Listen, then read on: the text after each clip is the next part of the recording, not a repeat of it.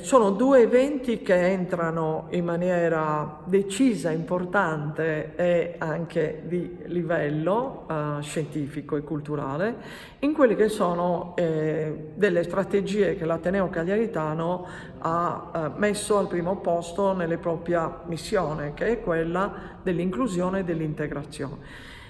Collaborano a questo progetto docenti, studenti, dottori in ricerca, dottorandi di varie discipline, e questo è ugualmente importante.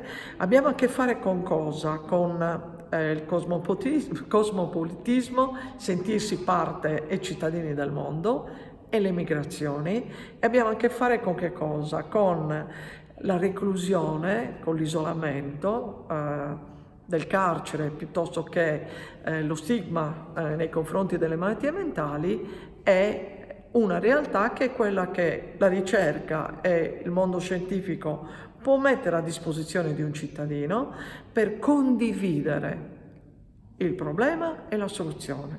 Condividere non vuol dire dare ragione a, condividere vuol dire che io ricercatore, io studente, io cittadino ho le stesse basi di conoscenza e sulla base di ciò prendo delle decisioni o delle opinioni. Senza la base di conoscenza le opinioni e le decisioni il più delle volte si rivelano sbagliate.